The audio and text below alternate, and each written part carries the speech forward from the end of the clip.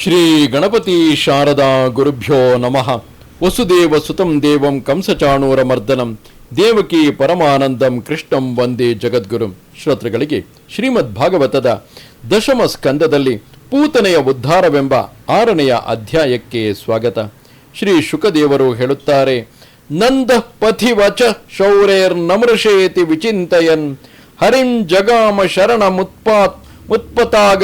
ಮುತ್ಪತಾಗಮಶಂಗತಃ. ಪರೀಕ್ಷಿತನೇ, ನಂದಗೋಪನು ಪ್ರಯಾಣ ಮಾಡುತ್ತಿದ್ದಾಗ ಹಾದಿಯಲ್ಲಿ ವಸುದೇವನು ಹೇಳಿದುದನ್ನು ಪುನಃ ಪುನಃ ಸ್ಮರಿಸಿಕೊಂಡನು. ಅವನು ಹೇಳಿದ ಮಾತು ಖಂಡಿತವಾಗಿಯೂ ಸುಳ್ಳಾಗುವುದಿಲ್ಲ ಎಂದು ಭಾವಿಸಿ ಆತನು ಉತ್ಪಾತಗಳ ನಿವಾರಣೆಗಾಗಿ ಶ್ರೀಹರಿಯನ್ನೇ ಏಕಾಗ್ರವಾದ ಮನಸ್ಸಿನಿಂದ ಶರಣು ಹೊಂದಿದನು. ವರ್ಷದೊಳಗೆ ಹುಟ್ಟಿದ ಬಾಲಕರೆಲ್ಲರನ್ನು ಕೊಂದು ಹಾಕಬೇಕೆಂದು ಕಂಸನಿಂದ ಕಳುಹಿಸಿಕೊಡಲ್ಪಟ್ಟವರಲ್ಲಿ ಪೂತನ ಎಂಬ ಹೆಸರಿನ ರಾಕ್ಷಸಿಯು ಒಬ್ಬಳಾಗಿದ್ದಳು. ಘೋರ ರೂಪಿಣಿಯಾಗಿದ್ದ ಬಾಲಹಂತಕಳಾದ ಆ ಪೂತನೆಯು ಪುರ ಗ್ರಾಮ ಹಳ್ಳಿಗಳಲ್ಲಿ ಸಿಕ್ಕಿದ ಬಾಲಕರೆಲ್ಲರನ್ನೂ ಹಿಡಿದು ಸಾಯಿಸುತ್ತಾ ಸಂಚರಿಸುತ್ತಿದ್ದಳು. ಯಾರು ನಿತ್ಯ ಕರ್ಮಗಳಲ್ಲಿ ರಾಕ್ಷೋಗ್ನ ಮಂತ್ರಗಳನ್ನು ಜಪಿಸುತ್ತಿರಲಿಲ್ಲವೋ ಮತ್ತು ಯಾದವರ ಪತಿಯಾದ ಶ್ರೀಕೃಷ್ಣನ ಲೀಲೆಗಳನ್ನು ಕೇಳುತ್ತಿರಲಿಲ್ಲವೋ, ಕೀರ್ತನೆ ಮಾಡುತ್ತಿರಲಿಲ್ಲವೋ, ಅವನನ್ನು ಅಂದರೆ ಶ್ರೀಕೃಷ್ಣ ಪರಮಾತ್ಮನನ್ನು ಅನನ್ಯ ಮನಸ್ಕರಾಗಿ ಸ್ಮರಿಸುತ್ತಿರಲಿಲ್ಲವೋ ಅಂತಹವರು ಇರುವೆಡೆಗಳಲ್ಲಿ ಆ ಪೂತನ ರಾಕ್ಷಸಿಯ ಪ್ರಭಾವವು ಹೆಚ್ಚಾಗಿರುತ್ತಿದ್ದಿತು. ಆ ರಾಕ್ಷಸಿಯು ಆಕಾಶದಲ್ಲಿ ಸಂಚರಿಸುವ ಮತ್ತು ಬೇಕಾದ ರೂಪಗಳನ್ನು ಪಡೆದುಕೊಳ್ಳುವ ಸಾಮರ್ಥ್ಯವನ್ನು ಹೊಂದಿದ್ದಳು. ಒಂದು ದಿನ ಕಂಸನಿಂದ ಪ್ರೇಷಿತಳಾಗಿದ್ದ ಪೂತನೆಯು ನಂದಗೋಕುಲಕ್ಕೂ ಬಂದಳು. ತನ್ನ ಮಾಯೆಯಿಂದ ಸುಂದರ ಸ್ತ್ರೀಯ ರೂಪವನ್ನು ಧರಿಸಿದ್ದಳು. ಘಮಘಮಿಸುವ ಮಲ್ಲಿಗೆ ದಂಡೆಯಿಂದ ತಲೆಯ ತುರುಬನ್ನು ಸಿಂಗರಿಸಿಕೊಂಡಿದ್ದಳು. ದೊಡ್ಡದಾದ ನಿತಂಬಗಳಿಂದಲೂ ಕುಚಕಲಶಗಳಿಂದಲೂ ಕೂಡಿದ್ದಳು. ಅವಳ ಸೊಂಟವು ಕಿರಿದಾಗಿದ್ದಿತು. ಅವಳು ಸುಂದರವಾದ ಸೀರೆಯನ್ನುಟ್ಟಿದ್ದಳು. ಅವಳ ಕರ್ಣಕುಂಡಲಗಳು ಫಳಫಳಿಸುತ್ತಾ ಅಲುಗಾಡುತ್ತಿದ್ದವು. ಮುಂಗುರುಳಿನಿಂದ ಕಡು ಚೆಲುವಾಗಿ ಕಾಣುತ್ತಿದ್ದ ಆ ಚಂದ್ರಮುಖಿಯು ಹುಸಿನಗೆಯನ್ನು ಬೀರುತ್ತಿದ್ದಳು. ಅವಳು ತನ್ನ ಮಧುರವಾದ ಕಿರುನಗೆಯಿಂದಲೂ ಕಡೆಗಣ್ಣಿನ ನೋಟದಿಂದಲೂ ವೃಜ ಸ್ತ್ರೀಯರ ಮನಸ್ಸನ್ನೇ ಅಪಹರಿಸಿಬಿಟ್ಟಳು. ಪೂತನೆಯು ಕಾಮಿನಿಯರಿಗೂ ಕಾಮಿನಿಯಾಗಿದ್ದಳು. ಕಡು ಚೆಲುವೆಯಾಗಿ ಕಾಣುತ್ತಿದ್ದ ಆ ಪೂತನೆಯು ಕೈಯಲ್ಲಿ ವಿಕಸಿತವಾದ ಕಮಲವನ್ನು ಹಿಡಿದಿದ್ದಳು. ಅಂತಹ ಚೆಲುವಿನ ರಾಣಿಯನ್ನು ಕಂಡ ಗೋಪಿಕಾಸ್ತ್ರೀಯರು ಪತಿಯಾದ ವಿಷ್ಣುವನ್ನು ಹುಡುಕಿಕೊಂಡು ಬಂದಿರುವ ಲಕ್ಷ್ಮೀದೇವಿಯೇ ಅವಳೆಂದು ಭಾವಿಸಿದರು. ಪೂತನೆಯು ಬಾಲಕರಿಗೆ ಬಾಲಕರನ್ನು ಕೊಲ್ಲುವ ಬಾಲಗ್ರಹದಂತಿದ್ದಳು. ಅವಳು ಅಲ್ಲಲ್ಲಿ ಬಾಲಕರನ್ನು ಹುಡುಕುತ್ತಾ ಅನಾಯಾಸವಾಗಿ ನಂದಗೋಪನ ಮನೆಗೂ ಬಂದಳು. ಅಲ್ಲವಳು ಅಸತ್ಪುರುಷರಿಗೆ ಯಮಪ್ರಾಯನಾದ ಶ್ರೀಕೃಷ್ಣನು ಹಸುಳೆಯಾಗಿ ಮಂಚದ ಮೇಲೆ ಮಲಗಿರುವುದನ್ನು ನೋಡಿದಳು. ಮಹಾ ತೇಜಸ್ವಿಯಾದ ಆ ದಿವ್ಯ ಶಿಶುವು ಬೂದಿ ಮುಚ್ಚಿದ ಕೆಂಡದಂತೆ ತನ್ನ ತೇಜಸ್ಸನ್ನು ಮರೆಮಾಚಿಕೊಂಡಿದ್ದಿತು. ಅಂತಹ ದಿವ್ಯ ಶಿಶುವನ್ನು ಆ ದುಷ್ಟೆಯು ನೋಡಿದಳು. ಸ್ಥಾವರ ಜಂಗಮಗಳೆರಡರಲ್ಲಿಯೂ ಆತ್ಮಸ್ವರೂಪನಾಗಿರುವ ಶ್ರೀಕೃಷ್ಣನು ತನ್ನ ಸಮೀಪಕ್ಕೆ ಬಂದಿರುವವಳು ಬಾಲಘಾತಿನಿ ಎಂಬುದನ್ನು ಕ್ಷಣಮಾತ್ರದಲ್ಲಿ ತಿಳಿದುಕೊಂಡು ಕಣ್ಣು ಮುಚ್ಚಿದನು. ಮೂರ್ಖನೊಬ್ಬನು ಮಲಗಿರುವ ಹಾವನ್ನು ಹಗ್ಗವೆಂದು ಭಾವಿಸಿ ಎತ್ತಿಕೊಳ್ಳುವಂತೆ ತನಗೆ ಆಂತಕ ಪ್ರಾಯನಾದ ಅನಂತ ಸ್ವಾಮಿಯನ್ನು ಪೂತನೆಯು ತನ್ನ ತೊಡೆಯ ಮೇಲೆ ಮಲಗಿಸಿಕೊಂಡಳು. ಓರೆಯಲ್ಲಿರುವ ತೀಕ್ಷ್ಣವಾದ ಅಲಗುಳ್ಳ ಕತ್ತಿಯಂತೆ ಪೂತನೆಯ ಹೃದಯವು ಅತ್ಯಂತ ಕಠೋರವಾಗಿತ್ತು ಮತ್ತು ಕುಟಿಲವಾಗಿತ್ತು. ಬಹಿರಂಗದಲ್ಲಿ ಮಾತ್ರ ಅವಳು ಮಧುರವೂ ಸುಂದರವೂ ಆದ ವ್ಯವಹಾರವನ್ನು ಮಾಡುತ್ತಿದ್ದಳು. ನೋಡಲು ಅವಳೊಬ್ಬ ಸತಿ ಸಾಧ್ವಿಯಂತೆಯೇ ಕಾಣುತ್ತಿದ್ದಳು. ಈ ಕಾರಣದಿಂದಲೇ ಅಪರಿಚಿತಳಾದ ಸ್ತ್ರೀಯು ಮನೆಯೊಳಕ್ಕೆ ಬಂದರೂ ರೋಹಿಣಿ ಯಶೋದೆಯರು ಅವಳ ಅನುಪಮವಾದ ಸೌಂದರ್ಯಕ್ಕೆ ಮನಸೋತು ಹತಪ್ರಭರಾಗಿ ಪೂತನೆಯು ಏನೇ ಮಾಡಿದರೂ ಅವಳನ್ನು ತಡೆಯದೆ ಅವಳ ಕಾರ್ಯವೆಲ್ಲವನ್ನು ಸುಮ್ಮನೆ ನೋಡುತ್ತಾ ನಿಂತಿದ್ದರು. ಅತ್ಯಂತ ಭಯಂಕರಳಾದ ಪೂತನ ರಾಕ್ಷಸಿಯು ಯಾರೊಬ್ಬರ ವಿರೋಧವೂ ಇಲ್ಲದೆ ಮಂಚದ ಮೇಲೆ ಮಲಗಿದ್ದ ಶಿಶುವನ್ನು ತೊಡೆಯ ಮೇಲೆ ಮಲಗಿಸಿಕೊಂಡು ಸಹಿಸಲಶಕ್ಯವಾದ ಮತ್ತು ಅತ್ಯಂತ ಕ್ರೂರವಾದ ವಿಷದಿಂದ ತುಂಬಿದ್ದ ಸ್ತನವನ್ನು ಮಗುವಿಗೆ ಕುಡಿಯಲು ಕೊಟ್ಟಳು. ಅವಳ ದುಷ್ಟತನವನ್ನು ನೋಡಿ ಅತ್ಯಂತ ರುಷ್ಟನಾದ ಶ್ರೀಕೃಷ್ಣನು ಅವಳ ಸ್ತನಗಳನ್ನು 2 ಕೈಗಳಿಂದಲೂ ಬಿಗಿಯಾಗಿ ಹಿಡಿದು ಅವಳ ಪ್ರಾಣಗಳೊಡನೆಯೇ ಸ್ತನ್ಯವನ್ನು ಪಾನ ಮಾಡಿದನು. ಆಕೆಯ ಸ್ತನ್ಯದ ಜೊತೆಯಲ್ಲಿಯೇ ಪ್ರಾಣಗಳನ್ನು ಹೇರುತ್ತಿದ್ದಂತೆ ರಾಕ್ಷಸಿಯ ಮರ್ಮ ಸ್ಥಳಗಳೆಲ್ಲವೂ ಶಿಥಿಲಗೊಂಡವು. ಅಯ್ಯೋ, ಬಿಟ್ಟು ಬಿಡು, ನನ್ನ ಪ್ರಾಣಶಕ್ತಿಯೇ ಹೋಗುತ್ತಿದೆ ಎಂದು ರಾಕ್ಷಸಿಯು ಗಟ್ಟಿಯಾಗಿ ಅರಚುತ್ತಿದ್ದಳು. ಕಣ್ಣುಗಳನ್ನು ಅಗಲವಾಗಿ ಬಿಟ್ಟುಕೊಂಡು ಬೆವರಿನಿಂದಲೇ ತೊಯ್ದು ಹೋಗಿ ಕೈಕಾಲುಗಳನ್ನು ಬಡಿಯುತ್ತಾ ಗಟ್ಟಿಯಾಗಿ ರೋದನ ಮಾಡುತ್ತಿದ್ದಳು. ಆಕೆಯ ಅತಿ ಭಯಂಕರವಾದ ಮತ್ತು ರಭಸದಿಂದ ಕೂಡಿದ ಕಿರುಚಾಟಕ್ಕೆ ಪರ್ವತಗಳಿಂದ ಕೂಡಿದ ಭೂಮಿಯು, ಗ್ರಹಗಳಿಂದ ಕೂಡಿದ ಅಂತರಿಕ್ಷವು ಕಂಪಿಸಿದವು. ಅವಳ ಘೋರವಾದ ಕೂಗಾಟವು 10 ದಿಕ್ಕುಗಳಲ್ಲಿಯೂ 7 ಪಾತಾಳ ಲೋಕಗಳಲ್ಲಿಯೂ ಪ್ರತಿಧ್ವನಿತವಾಯಿತು. ಗೋಕುಲದಲ್ಲಿ ಹಲವಾರು ಜನರು ಸಿಡಿಲು ಬಿದ್ದಿತು ಎಂಬ ಭಯದಿಂದ ಕೆಳಗುರುಳಿದರು. ಶ್ರೀಕೃಷ್ಣನು ಜಗ್ಗಿ ಹಿಡಿದು ಪ್ರಾಣ ಸಹಿತವಾಗಿ ಪಾನ ಮಾಡುತ್ತಿದ್ದ ಸ್ತನಗಳಲ್ಲಿ ಪೂತನೆಗೆ ಪ್ರಾಣಗಳನ್ನು ಬಿಡುವಷ್ಟು ನೋವುಂಟಾಯಿತು. ಪ್ರಾಣವನ್ನೇ ತೊರೆದು ಬಿಟ್ಟಳು.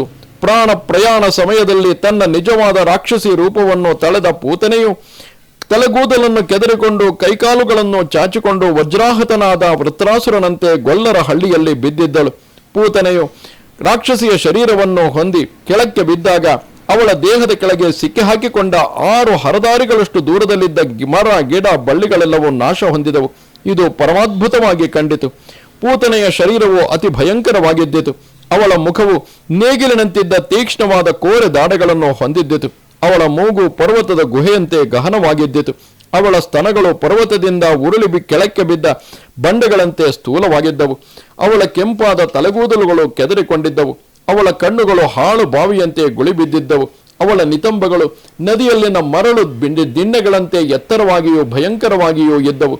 ತೋಳು, ತೊಡೆಗಳು ಮತ್ತು ಕಾಲುಗಳು ನದಿಗೆ ಕಟ್ಟಿದ ಸೇತುವೆಗಳಂತಿದ್ದವು. ಹೊಟ್ಟೆಯು ನೀರಿಲ್ಲದ ಹಾಳು ಬಿದ್ದ ಸರೋವರದಂತಿದ್ದಿತು. ಪೂತನೆಯು ಆ ಭಯಂಕರವಾದ ಶರೀರವನ್ನು ನೋಡಿ ವೃಜದಲ್ಲಿದ್ದ ಗೋಪಿಯರೆಲ್ಲರೂ ಭಯಗೊಂಡರು. ಈ ಮೊದಲೇ ಅವಳ ಕಿರುಚಾಟದಿಂದ ಗೋಪಿಯರ ಎದೆ ಕಿವಿ ತಲೆಗಳು ಒಡೆದೇ ಹೋಗಿದ್ದವು. ಅಂತಹ ಬೃಹದಾಕಾರದ ಭಯಂಕರವಾದ ಪೂತನೆಯ ವಕ್ಷಸ್ಥಳದಲ್ಲಿ ಪುಟ್ಟ ಶ್ರೀಕೃಷ್ಣನು ಚಿನ್ನಾಟ ಮಾಡುತ್ತಿದ್ದುದನ್ನು ನೋಡಿದ ಗೋಪಿಯರು ಗಾಬರಿಗೊಂಡು ಒಡನೆಯೇ ಅವಸರದಿಂದ ಮಗುವನ್ನೆತ್ತಿಕೊಂಡರು. ಮಗುವು ಬಹಳವಾಗಿ ಹೆದರಿಬಿಟ್ಟಿರುವುದೆಂದು ಭಾವಿಸಿ ರೋಹಿಣಿ, ಯಶೋಧ ಪ್ರಮುಖರಾದ ಗೋಪಿಯರು ಮಗುವಿನ ರಕ್ಷಣೆಗಾಗಿ ಒಡನೆಯೇ ಹಸುವಿನ ಬಾಲದ ಕೂದಲಿನಿಂದ ಶ್ರೀಕೃಷ್ಣನಿಗೆ ಇಲಿ ತೆಗೆದರು. ಗೋಪುಚ್ಛದಿಂದ ನಿವಾಳಿಸಿದ ನಂತರ ಗೋಪಿಯರು ಮುದ್ದು ಕೃಷ್ಣನನ್ನು ಗೋಮೂತ್ರದಿಂದ ಸ್ನಾನ ಮಾಡಿಸಿದರು. ಬಳಿಕ ಮಗುವಿನ ಎಲ್ಲ ಅಂಗಗಳಿಗೂ ಗೋಧೂಳಿಯನ್ನು ಹಚ್ಚಿದರು. ಪುನಃ ಗೋಮಯದಿಂದ ಮಗುವಿನ 12 ಅಂಗಗಳಿಗೂ ಕೇಶವನೇ ಮೊದಲಾದ 12 ನಾಮಗಳಿಂದ ಅಭಿಮಂತ್ರಿಸಿ ರಕ್ಷೆಯನ್ನಿಟ್ಟರು. ಇದಾದ ಬಳಿಕ ಗೋಪಿಯರು ಆಚಮನ ಮಾಡಿ ಅಜ ಎಂಬ 12 ಬೀಜಮಂತ್ರಗಳಿಂದ ತಮ್ಮ ಶರೀರದಲ್ಲಿ ಪ್ರತ್ಯೇಕವಾಗಿ ಅಂಗನ್ಯಾಸ ಕರನ್ಯಾಸಗಳನ್ನು ಮಾಡಿಕೊಂಡು ಮಗುವಿನ ಅಂಗಗಳಲ್ಲಿಯೂ ಬೀಜಮಂತ್ರವನ್ನು ನ್ಯಾಸ ಮಾಡಿದರು. ಅವ್ಯಾದಜೋಂಘ್ರಿ ಮಣಿಮಾಂಸ್ತವಜಾನ್ವಥೋರು ಯಜ್ಞೋಚ್ಯುತ ಕಟಿತಟಂ ಜಠರಂ ಹಯಾಸ್ಯ ಹೃತ್ಕೇಶವಸ್ತ್ವದುರ ಈಶ ಇನಸ್ತು ಕನ್ಯಂ ಕಂಠಂ ವಿಷ್ಣುರ್ಭುಜಂ ಮುಖಮರುಕ್ರಮ ವಿಷ್ಣುರ್ಭುಜಂ ಮುಖಮುರಕ್ರಮ ಈಶ್ವರ ಕಂ. ಭಗವಾನ್ ಅಜನು ನಿನ್ನ ಕಾಲುಗಳನ್ನು ರಕ್ಷಿಸಲಿ, ಮಣಿಮಂತನು ನಿನ್ನ ಮೊಣಕಾಲುಗಳನ್ನು ರಕ್ಷಿಸಲಿ, ಯಜ್ಞ ಪುರುಷನು ತೊಡೆಗಳನ್ನು ರಕ್ಷಿಸಲಿ, ಅಚ್ಯುತನು ಕಟಿ ಪ್ರದೇಶವನ್ನು ರಕ್ಷಿಸಲಿ, ಹಯಗ್ರೀವನು ಹೊಟ್ಟೆಯನ್ನು ರಕ್ಷಿಸಲಿ, ಕೇಶವನು ಹೃದಯವನ್ನು ರಕ್ಷಿಸಲಿ, ಈಶನು ವಕ್ಷಸ್ಥಳವನ್ನು ರಕ್ಷಿಸಲಿ, ಸೂರ್ಯನು ಕಂಠವನ್ನು ರಕ್ಷಿಸಲಿ, ವಿಷ್ಣುವು ಬಾಹುಗಳನ್ನು ರಕ್ಷಿಸಲಿ, ತ್ರಿವಿಕ್ರಮನು ಮುಖವನ್ನು ರಕ್ಷಿಸಲಿ, ಈಶ್ವರನು ಶಿರಸ್ಸನ್ನು ರಕ್ಷಿಸಲಿ. ಚಕ್ರಗ್ರತ ಸಹಗದೋ ಹರಿರಸ್ತು ಪಶ್ಚಾತ್ ತತ್ಪಾರ್ಶ್ವಯೋರ್ಧ ನುರಸಿ ಮಧುಹಾಜನಶ್ಚ ಕೋಣೇಶು ಶಂಖ ಉರುಗಾಯ ಉಪರ್ಯುಪೇಂದ್ರ ತಾರ್ಕ್ಷ್ಯಕ್ಷಿತೌ ಹಲಧರ ಪುರುಷ ಸಮಂತಾತ್. ಚಕ್ರಿಯು ನಿನ್ನ ಮುಂಭಾಗವನ್ನು ರಕ್ಷಿಸಲಿ, ಗದಾಧರನು ನಿನ್ನ ಹಿಂಭಾಗವನ್ನು ರಕ್ಷಿಸಲಿ, ಧನುಸ್ಸನ್ನು ಖಡ್ಗವನ್ನು ಹಿಡಿದಿರುವ ಭಗವಾನ್ ಮಧುಸೂದನನು ಅಜನು ಪಾರ್ಶ್ವಭಾಗಗಳನ್ನು ರಕ್ಷಿಸಲಿ, ಶಂಖಧರನಾದ ಉರುಗಾಯನು 4 ಕೋಣಗಳನ್ನು ರಕ್ಷಿಸಲಿ, ಉಪೇಂದ್ರನು ಮೇಲ್ಭಾಗವನ್ನು ರಕ್ಷಿಸಲಿ, ತಾರ್ಕ್ಷ್ಯ ಗರುತ್ಮಂತನು ಭೂಮಿಯಲ್ಲಿ ನಿನಗೆ ಕಾವಲಾಗಿರಲಿ, ಹಲಧರನಾದ ಪರಮಪುರುಷನು ಅಂದರೆ ಸಂಕರ್ಷಣನು ನಿನ್ನನ್ನು ಎಲ್ಲ ಕಡೆಗಳಿಂದಲೂ ರಕ್ಷಿಸಲಿ. ಇಂದ್ರಿಯಾಣಿ ಹೃಷಿಕೇಶ ಪ್ರಾಣಾನ್ ನಾರಾಯಣೋವತು ಶ್ವೇತದ್ವೀಪ ಪತಿಶ್ಚಿತ್ತಂ ಮನೋಯೋಗೇಶ್ವರೋವತು. ಹೃಷಿಕೇಶನು ನಿನ್ನ ಇಂದ್ರಿಯಗಳನ್ನು ರಕ್ಷಿಸಲಿ, ಪ್ರಾಣಗಳನ್ನು ನಾರಾಯಣನು ರಕ್ಷಿಸಲಿ, ಚಿತ್ತವನ್ನು ಶ್ವೇತದ್ವೀಪದ ಒಡೆಯನ್ನು ರಕ್ಷಿಸಲಿ, ಯೋಗೇಶ್ವರನು ಮನಸ್ಸನ್ನು ರಕ್ಷಿಸಲಿ.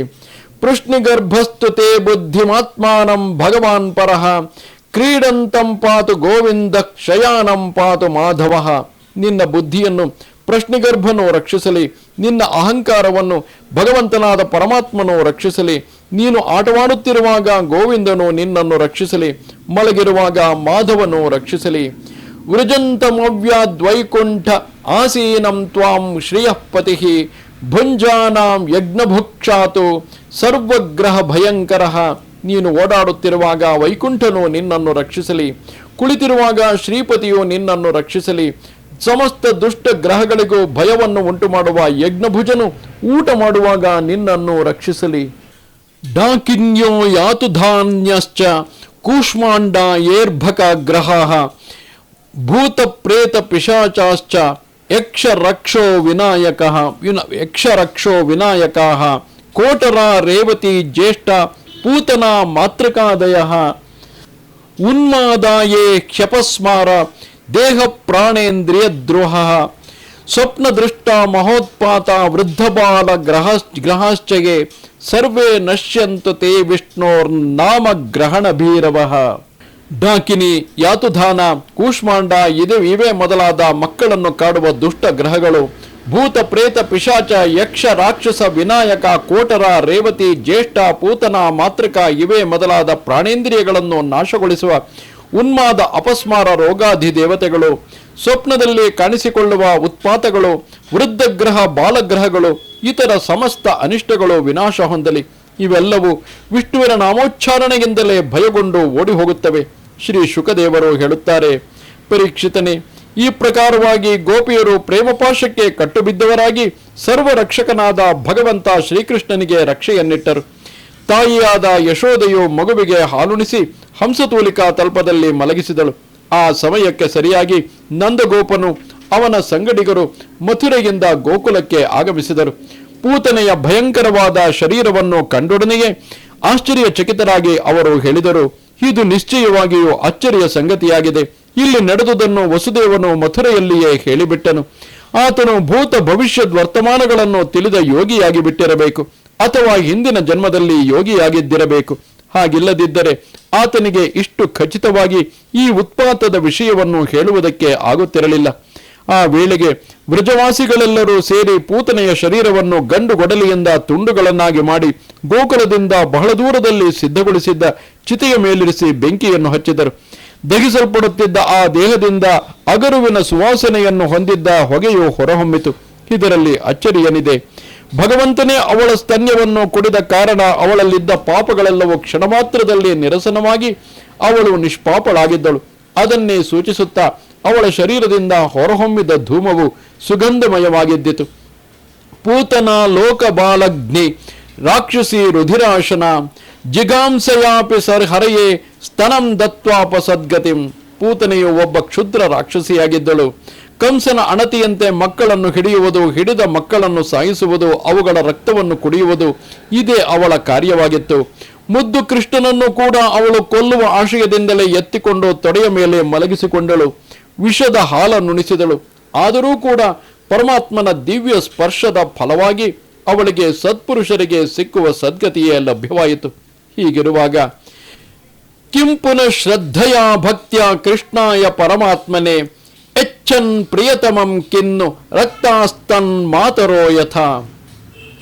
ಪರಬ್ರಹ್ಮ ಪರಮಾತ್ಮನಾದ ಆ ಶ್ರೀಕೃಷ್ಣನಿಗೆ ಶ್ರದ್ಧಾಭಕ್ತಿಯಿಂದ ತಾಯಿಯರಂತೆ ಅನುರಾಗಪೂರ್ವಕವಾಗಿ ತನಗೆ ಅತ್ಯಂತ ಪ್ರಿಯವಾದ ವಸ್ತುವನ್ನು ಅಥವಾ ಅವನಿಗೆ ಅತಿ ಪ್ರಿಯವಾದ ವಸ್ತುವನ್ನು ಅರ್ಪಿಸುವವರಿಗೆ ಸಿಕ್ಕುವ ಭವ್ಯ ಲೋಕಗಳ ವಿಷಯವಾಗಿ ಹೇಳಬೇಕಾಗಿಯೇ ಇಲ್ಲ. ಪರಮಾತ್ಮನ ಚರಣ ಕಮಲಗಳು ಭಕ್ತರ ಹೃದಯಗಳಲ್ಲಿ ನಲಿದಾಡುತ್ತವೆ. ಅಂತಹ ದಿವ್ಯ ಚರಣಾರವಿಂದಗಳನ್ನು ಬ್ರಹ್ಮ, ರುದ್ರ ಇವರೇ ಮೊದಲಾದ ದೇವತೆಗಳು ವಂದಿಸುತ್ತಿರುತ್ತಾರೆ. ಸಕಲರಿಂದಲೂ ವಂದಿಸಲ್ಪಡುವ ಆ ದಿವ್ಯ ಚರಣ ಕಮಲಗಳು ಪೂತನೆಯ ಮೇಲೆ ನಲಿದಾಡಿದವು. ತ್ರಿಭುವನಗಳನ್ನು ಪರಿಪಾಲಿಸುವ ಪರಮಾತ್ಮನೇ ಅವಳ ಸ್ತನ್ಯವನ್ನು ಪಾನ ಮಾಡಿದನು. ನಿಶ್ಚಯವಾಗಿಯೂ ಆ ರಕ್ಕಸಿಯ ಸೌಭಾಗ್ಯವನ್ನು ಎಷ್ಟೆಂದು ಹೇಳೋಣ. ಆತನ ದಿವ್ಯ ಪಾದಗಳ ಸ್ಪರ್ಶದಿಂದಲೂ ಆತನಿಗೆ ಸ್ತನ್ಯವನ್ನು ಕೊಟ್ಟುದರಿಂದಲೂ ರಾಕ್ಷಸಿಯು ಆತನ ತಾಯಿಗೆ ಸಿಕ್ಕುವ ಸದ್ಗತಿಯನ್ನೇ ಪಡೆದಳು. ಹೀಗಿರುವಾಗ ಪರಮ ಪ್ರೀತಿಯಿಂದ ಹಾಲುಣಿಸಿದ ಯಶೋದೆಯೇ ಮೊದಲಾದ ತಾಯಂದರ ವಿಷಯವಾಗಿಯೂ ಮತ್ತು ಹಸುಗಳ ವಿಷಯವಾಗಿಯೂ ಹೇಳುವುದೇನಿದೆ? ಭಕ್ತರ ಕೈವಲ್ಯವೇ ಮುಂತಾದ ಸಕಲಾಭೀಷ್ಟಗಳನ್ನು ದಯಪಾಲಿಸುವ ದೇವಕೀ ಪುತ್ರನಾದ ಭಗವಾನ್ ಮುದ್ದು ಕೃಷ್ಣನು ಪುತ್ರವಾತ್ಸಲ್ಯದ ಕಾರಣದಿಂದ ತಾನಾಗಿಯೇ ಹೊರಹೊಮ್ಮಿ ಬರುತ್ತಿದ್ದ ವ್ರಜ ಗೋಪಿಯರ ಹಾಲನ್ನು ಯಥೇಚ್ಛವಾಗಿ ಕುಡಿಯುತ್ತಿದ್ದನು. ಪರೀಕ್ಷಿತ ಮಹಾರಾಜ, ಯಾವ ಗೋಪಿಯರು ನಿತ್ಯ ನಿರಂತರವಾಗಿ ಮುದ್ದು ಕೃಷ್ಣನನ್ನು ತಮ್ಮ ಮಗನೆಂದೇ ಭಾವಿಸಿ ಅವನ ಲಾಲನೆ ಪಾಲನೆಗಳಲ್ಲಿಯೇ ಆಸಕ್ತರಾಗಿರುತ್ತಿದ್ದರೋ ಅಂತಹ ಪುಣ್ಯವತಿಯರಾದ ಗೋಪಿಯರಿಗೆ ಅಜ್ಞಾನದಿಂದ ಉಂಟಾಗುವ ಜನ್ಮ ಮೃತ್ಯು ರೂಪವಾದ ಸಂಸಾರ ಬಂಧನವಿರುವುದಿಲ್ಲ. ನಂದಗೋಪನ ಜೊತೆಯಲ್ಲಿ ಮಥುರೆಯಿಂದ ಆಗಮಿಸಿದ ವ್ರಜವಾಸಿಗಳು ಚಿತೆಯಿಂದ ಹೊರಬರುತ್ತಿದ್ದ ಸುಗಂಧಮಯವಾದ ಹೊಗೆಯನ್ನು ಆಘ್ರಾಣಿಸುತ್ತಲೇ, ಇದೇನಿದು, ಈ ಸುವಾಸನೆಯು ಎಲ್ಲಿಂದ ಬರುತ್ತಿದೆ ಎಂದು ತಮ್ಮ ತಮ್ಮಲ್ಲಿಯೇ ಜಿಜ್ಞಾಸೆ ಮಾಡುತ್ತಾ ಹಳ್ಳಿಯನ್ನು ಪ್ರವೇಶಿಸಿದರು. ಊರನ್ನು ಸೇರಿದ ನಂತರ ನಂದನನ್ನು ಸಂಧಿಸಿದ ಗೋಪಾಲಕ ಪೂತನೆಯು ಕಡು ಚೆಲುವೆಯ ರೂಪವನ್ನು ಧರಿಸಿ ನಂದಗೋಪನ ಮನೆಗೆ ಹೋದುದು. ಮುದ್ದು ಕೃಷ್ಣನನ್ನು ತೊಡೆಯ ಮೇಲೆತ್ತಿಕೊಂಡು ವಿಷಪೂರಿತವಾದ ಹಾಲುಣಿಸಿದುದು. ಆತನು ಹಾಲಿನ ಸಹಿತವಾಗಿ ಅವಳ ಪ್ರಾಣಗಳನ್ನು ಅಪಹರಿಸಿದುದು. ಈ ಎಲ್ಲ ವಿಷಯಗಳನ್ನು ನಂದಗೋಪನಿಗೆ ವಿವರಿಸಿ ಹೇಳಿದರು. ಪೂತನೆಯು ಸತ್ತುದನ್ನು ಮುದ್ದು ಕೃಷ್ಣನು ಕುಶಲಪೂರ್ವಕವಾಗಿ ಅವಳಿಂದ ಬಿಡುಗಡೆ ಹೊಂದಿದುದನ್ನು ಕೇಳಿ ನಂದಾದಿಗಳಿಗೆ ಮಹಾಶ್ಚರ್ಯವಾಯಿತು. ಪರೀಕ್ಷಿತನೇ, ಉದಾರ ಶಿರೋಮಣಿಯಾದ ನಂದಗೋಪನು ಮೃತ್ಯು ಮುಖದಿಂದ ಬಿಡುಗಡೆ ಹೊಂದಿದ ತನ್ನ ಮುದ್ದಿನ ಶ್ರೀಕೃಷ್ಣನನ್ನು ತೊಡೆಯ ಮೇಲೆ ಮಲಗಿಸಿಕೊಂಡು ಮುದ್ದಾಡುತ್ತಾ ಮಗುವಿನ ನೆತ್ತಿಯನ್ನು ಪುನಃ ಪುನಃ ಆಘ್ರಾಣಿಸುತ್ತಾ ಆ ಮುದ್ದು ಮುಖಕ್ಕೆ 100 ಮುತ್ತುಗಳನ್ನು ಕೊಡುತ್ತಾ ಆನಂದ ಸಾಗರದಲ್ಲಿ ಮುಳುಗಿ ಹೋದನು. ಯಯೇತತ್ ಪೂತನಾ ಮೋಕ್ಷಂ ಕೃಷ್ಣಸ್ಯಾರ್ಭಕಮದ್ಭುತಂ ಶೃಣುಯಾತ್ ಶ್ರದ್ಧೆಯಾ ಮೃತ್ಯೋ ಗೋವಿಂದೇ ಲಭತೆ ರತಿಂ. ಮಹಾರಾಜ, ಯಾವನು ಶ್ರೀ ಮುದ್ದು ಕೃಷ್ಣನ ಬಾಲಲೀಲೆಗಳಲ್ಲೊಂದಾದ ಶ್ರೀ ಈ ಪೂತನಾಮೋಕ್ಷ ಪ್ರಕರಣವನ್ನು ಶ್ರದ್ಧೆಯಿಂದ ಕೇಳುವನೋ ಅವನಿಗೆ ನಿಶ್ಚಯವಾಗಿಯೂ ಶ್ರೀಕೃಷ್ಣನಲ್ಲಿ ಅನುರಾಗ ಉಂಟಾಗುವುದು ಎನ್ನುವಲ್ಲಿಗೆ ಮಹಾಪುರಾಣವೋ ಪಾರಮಹಂಸ ಸಂಹಿತೆಯೋ ಆಗಿರುವ ಶ್ರೀಮದ್ ಭಾಗವತದಲ್ಲಿ ದಶಮ ಸ್ಕಂದದ ಪೂರ್ವಾರ್ಧದಲ್ಲಿ 6ನೆಯ ಅಧ್ಯಾಯವು ಮುಗಿಯಿತು. ನಮಸ್ತೆ ಶಾರದೆ ದೇವಿ ಕಾಶ್ಮೀರ ಪುರವಾಸಿನಿ ತ್ವಾಮಹಂ ಪ್ರಾರ್ಥಯೇ ನಿತ್ಯಂ ವಿದ್ಯಾದಾನಂಚ ದೇಹಿಮೆ. ನಮಸ್ಕಾರ.